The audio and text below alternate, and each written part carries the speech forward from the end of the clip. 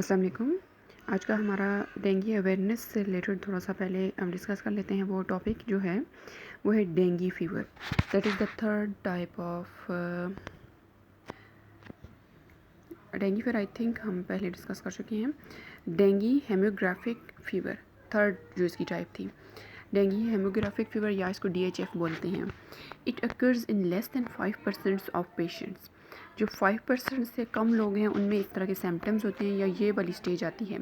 This is accompanied by extensive leakage of plasma. जो इसमें क्या होता है कि इसमें प्लाज्मा जो होता है वो ब्लड की लीकेज होती है। आपके डिफरेंट बॉडी पार्ट्स जो होते हैं ना, वहाँ से ब्लड की लीकेज स्टार्ट हो जाती है। Very few cases show bleeding from nose, gums and rashes on skin. क्या इसमें सिम्टम्स होते हैं कि ब्लीडिंग फ्राम नोज़, यानी नोज़ में से कुछ कि लोगों की ब्लीडिंग शुरू हो जाती है। जो मसूड़े होते हैं गम्स वहाँ से, and rashes on the skin, कि स्किन के ऊपर जो है वो निशान या रैशेज बनना शुरू हो जाती हैं। देयर में be a decrease in heart rate, week pulse and cool extremities. क्या होता है कि जो हार्ट रेट होती है वो कम होना शुरू हो जाती है, जो पल्स रेट होता है वो कम होना शुरू हो जाता है, और ठंडे पसीने टाइप फीलिंग आना शुरू हो जाती है। तो ये इसके बेसिक सिम्टम्स हैं। क्या अब इसमें होता है कि गम्स में से ब्लीडिंग हो सकती है, नोज़ में से हो सकती है, हार्ट रेट जो होती है वो कम होना शुरू हो जाती है, जो वीक पल्स है वो उसके सिम्टम्स आना शुरू हो जाते हैं, और ठंडे पसीने लाइक सिम्टम्स आना शुरू हो जाते हैं। There is a rapid decrease in white blood cells and platelets. In some cases this may lead to DSS. तो कुछ केसेस में क्या होता है कि डिक्रीज़ कहाँ पे शुरू होना हो जाता है। जो वाइट ब्लड सेल्स होते हैं, जो ह्यूमन बॉडी होती है उसमें रेड ब्लड सेल्स होते हैं, उसमें वाइट ब्लड सेल्स होते हैं, और उसमें प्लेटलेट्स होते हैं। तो इनकी जो काउंट डाउन होती है वो लेस होना शुरू हो जाती है। वहाँ पे इनकी तादाद जो होती है वो कम होना शुरू हो जाती है। और जब इस तरह के सिम्टम्स आ जाते हैं तो वहाँ पे DSS में जाने का, जो इसकी फोर्थ स्टेज है, उसमें जाने के चांसेस जो होते हैं वो वहाँ पे इंक्रीज़ कर जाते हैं। So that's all over dengue lecture. Now moving to my own lecture. Topic is describe character data type of C language. Page आज का जो हमारा है वो 208 है। चैप्टर 9 का ये टॉपिक है कि जो कैरेक्टर डेटा टाइप होती है सी लैंग्वेज की। हमने डिफरेंट तरह की इससे पहले डेटा टाइप्स डिस्कस किए हैं। लाइक इंटीजर थी, तो इंटीजर जो था उसमें जो फुल नंबर्स होते हैं, जो पॉइंट्स के बगैर होते हैं, वो आ जाते हैं। इंटीजर की भी हमने फर्दर टाइप्स देखी थी। उसमें फ्लोटिंग जो उसमें जो होते हैं वो नंबर जो पॉजिटिव में होते हैं वो भी, और जो नेगेटिव में होते हैं वो भी आ जाते हैं। उसके बाद फ्लोटिंग पॉइंट में हमने देखा कि कौन से नंबर्स होते हैं जो पॉइंट्स में जाते हैं, जो डेसिमल में जाते हैं, जो फ्रैक्शन में जाते हैं, और उनमें जो है वो पॉजिटिव नेगेटिव दोनों तरह के नंबर आ जाते हैं। और उनकी फिर हमने रेंज और प्रिसीजन देखी प्रीवियस लेक्चर में, कि रेंज होती है, एक रेंज क्या होता है कि जो पावर के ऊपर वैल्यू होती है, और प्रिसीजन क्या होती है जो पॉइंट के बाद कितने वैल्यूज़ को वो जो है या कितने डिजिट्स को अकोमोडेट कर सकता है। तो उसकी डिफरेंट टाइप्स थी। नाउ आज का जो हमारा टॉपिक है वो है कैरेक्टर डेटा टाइप। कैरेक्टर क्या होते हैं, जो हमारे पास कोई भी सिंगल चीज़ हो सकती है। लाइक वो कोई कैपिटल ABC का कोई लफ्ज़ हो सकता है, वो स्मॉल अल्फ़ाबेट्स हो सकते हैं, वो कोई डिजिट हो सकते हैं, कोई गिनती हो सकती है, या फिर कोई भी किसी तरह के भी सिंबल्स हो सकते हैं। लेकिन एक शर्त ये है कि ये चीज़ एक तो सिंगल हो, और दूसरा जो है ये सिंगल कोट्स के अंदर हो। तो character data type is use to store character values. क्या करता है कि कैरेक्टर वैल्यूज़ को स्टोर करता है। It takes 1 byte in memory. Memory में कितनी जो स्पेसेस रिजर्व करता है, जब एक सिंगल कैरेक्टर को स्टोर करेगा तो 1 बाइट ही उसके लिए रिजर्व करेगा। It is use to represent a letter, number और punctuation mark and few other symbols. अब इसमें कोई भी नंबर हो सकता है, कोई भी अल्फ़ाबेट हो सकता है, कोई भी पंक्चुएशन मार्क हो सकता है, या फिर कोई भी सिंबल हो सकता है। Character values are normally given in single quotes. Character values are normally given in single quotes. It can represent individual characters such as A, X, 5 and hash. अब इसमें एक चीज़ जो कॉमन नज़र आ रही है सब में वो ये कि एक तो ये सिंगल चीज़ है, और दूसरी ये कि ये सिंगल कोट्स के अंदर है, starting and ending quotes. The character 5 is manipulated differently than integer 5। अब अगर मैं कहती हूँ कि 5 + 5 मैं करूँ या 5 + 2 करूँ, तो अगर वो इंटीजर के केस में होगा तो इट्स वैल्यू विल बी 7।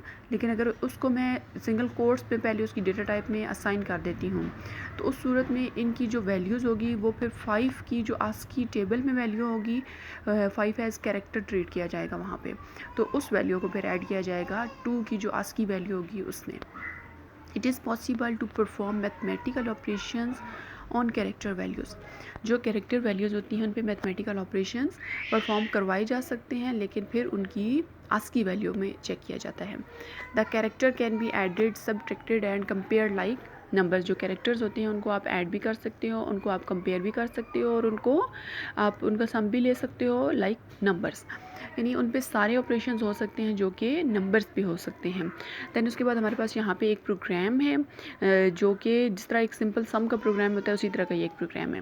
अब इसमें क्या हो रहा है कि सबसे पहले हमने जो इसका प्रोसीजर देखा था कि हेडर फाइल्स होती हैं, टॉप पे प्री प्रोसेसर डायरेक्टिव्स होते हैं, देन मेन का फंक्शन होता है, मेन के फंक्शन के बाद जो है वो ब्रैकेट्स होती हैं, और ब्रैकेट्स के अंदर क्या होता है, बॉडी ऑफ प्रोग्राम होती है। जो एक्चुअल लॉजिक होती है हमारे प्रोग्राम की वो इन दो ब्रैकेट्स के दरमियान में होती है। तो अब अगर हम इसको बिल्कुल टॉप से स्टार्ट करें तो लिखा हुआ है hash include stdio.h। Hash include ये क्या है, ये प्री प्रोसेसर डायरेक्टिव है, यानी प्रोग्राम की एक्चुअल स्टार्ट से पहले, एक्चुअल एग्जीक्यूशन से पहले की जो है वो हदायत हैं। उसके बाद आता है stdio.h। stdio.h क्या होता है, ये हेडर फाइल है, standard input output header file, and the second one is conio.h। तो ये है console input output header file. So these are the two necessary header files which are included in every program.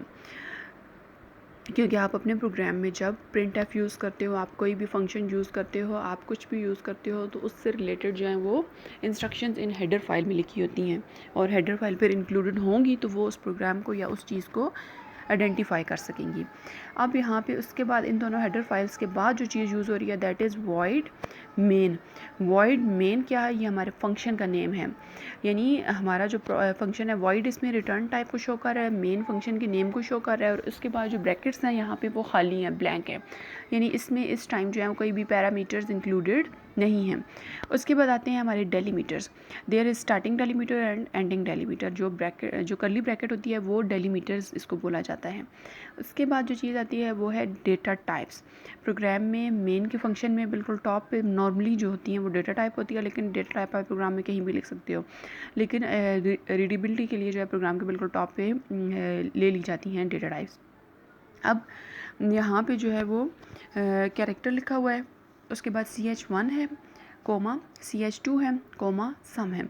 अब ch1 क्या है, हमारा जो पहली value है ना उसका नेम है, उसका नेम है ch1, सेकंड जो वैल्यू है उसका नेम है ch2, यानी ये दो वो नंबर्स हैं जिनको हमने ऐड करके जो थर्ड वेरिएबल है वो है सम, तो सम के अंदर इनकी वैल्यूज़ जाएंगी, यानी सम equal to ch1 plus ch2।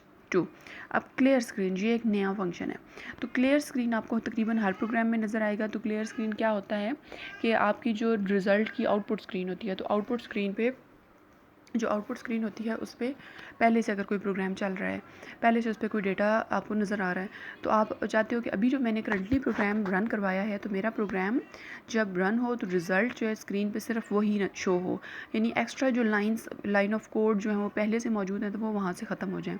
तो उस सूरत में वहाँ पे क्या किया जाता है, ये लगा दिया जाता है क्लियर स्क्रीन। उसके बाद जो कैरेक्टर्स हैं, अब ch1 की वैल्यू क्या है 2, ch2 की वैल्यू क्या है 6।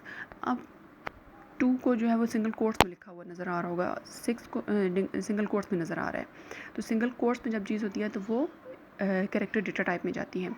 अब ये 2 और 6 जो है इनका रिज़ल्ट 8 नहीं आएगा, ये एज इंटीजर यहाँ पे ट्रीट नहीं हो रहे हैं। जब इनका सम करवाया जाएगा ch1 प्लस ch2 तो इसका जो रिज़ल्ट शो हो रहा है वो आ रहा है सम इक्वल टू 104। अब 104 कैसे आया, 2 और 6 को ऐड करने से 104 कैसे आता है। प्रिंट एफ में हमारे पास आ रहा है डबल कोट्स में, डबल ब्रैकेट्स के अंदर जो है वो चीज़ आ रही है sum equal to percentage D यहाँ पे क्या है। अब आंसर जो है वो परसेंटेज डी यहाँ पे क्यों लिखती है, कैरेक्टर क्यों नहीं लिखा, परसेंटेज डी इसलिए लिखा है कि ये इंटीजर में शो होता है। उसके बाद हमारे पास सम जो है लास्ट में लिखा हुआ है। सो अब इसमें जो सम लास्ट में नज़र आ रहा है तो ये जो है वो वेरिएबल का नेम यहाँ पे लिखा जाता है कि जिसकी वैल्यू जो है, जिसका रिज़ल्ट हमने शो करवाना है, और परसेंटेज डी जो है ये यहाँ पे फॉर्मेट स्पेसिफायर है, ये बता रहा होता है कि हमारा आंसर जो है वो किस डेटा टाइप के अंदर जाना चाहिए। तो 104 जो इस चीज़ का आंसर आ रहा है तो वो एक इंटीजर फुल नंबर है, इसलिए। अच्छा, गेट सी आई लास्ट में क्या है कि ये गेट कैरेक्टर को बता रहा है, यानी जो आउटपुट में हमारे पास डाटा आएगा तो उसमें जो वैल्यूज़ हम 2 और 6 एंटर कर रहे हैं तो वो गेट कैरेक्टर उनको लेने के लिए। The ASCII values of 2 and 6 are 50 and 54 respectively. जो 2 है वो 50 की इक्वल होता है, जो 6 है वो 54 की इक्वल होता है। तो 50 और 54 को जब हम ऐड करेंगे तो वो बनता है 104। That's why the result of above example is 104। The printable character in ASCII are from 32 to 126। जो ASCII कोड में नंबर्स की जो तादाद है वो 32 से लेकर 126 के दरमियान में आती है। The value 32 is the code of blank space, यानी अगर आप ब्लैंक स्पेस को डबल सिंगल कोट्स के अंदर लिख देते हो तो वो उसकी जो वैल्यू है वो कंसिडर की जाएगी उस सूरत में 32।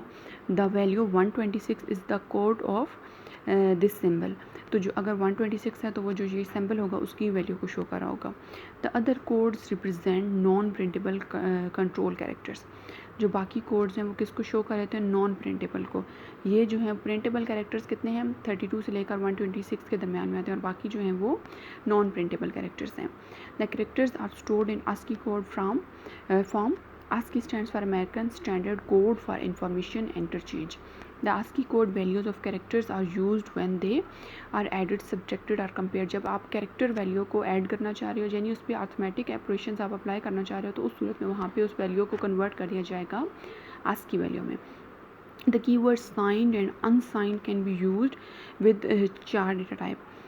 The signed characters can represent the numbers from -128 to 127 and the unsigned character can represent numbers from 0 to 255। अब 2 इसमें टाइप्स आती हैं कि जो असाइंड और अनसाइंड वैल्यूज़ होती हैं वो भी कैरेक्टर डेटा टाइप में आ सकती हैं। अगर साइंड होंगी तो उनकी रेंज क्या होगी? -128 से 127 तक, और अगर अनसाइंड है तो उनकी रेंज क्या होगी? 0 से 255 के दरमियान में। English alphabets, numbers and punctuation marks are always represented with positive number. अगर आपके पास जो है वो इंग्लिश अल्फ़ाबेट्स आते हैं, कोई नंबर्स आ सकते हैं या कोई पंक्चुएशन मार्क्स वगैरह आ सकते हैं तो वो उनको रिप्रेजेंट किया जाएगा always with the positive number. So यहाँ पे जो हमारा लेक्चर है आज का वो एंड होता है। अगर हम इसका एक दफ़ा ओवरव्यू देख लें तो ओवरव्यू में क्या आता है कि हमारे पास जो कैरेक्टर डेटा टाइप होती है वो कैरेक्टर वैल्यू को स्टोर करने के लिए होती है और इसमें सिंगल कोट्स के अंदर जो है वैल्यू को स्टोर करवाया जाता है और ये एक वक्त में एक कैरेक्टर को रिप्रेजेंट कर रहा होता है।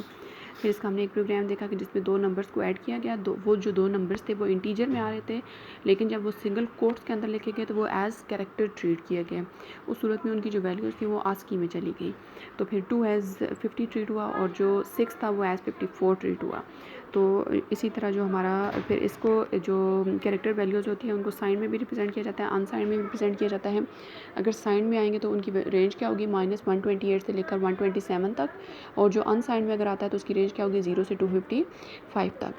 सो लेक्चर एंड होता है। अल्लाह हाफिज़।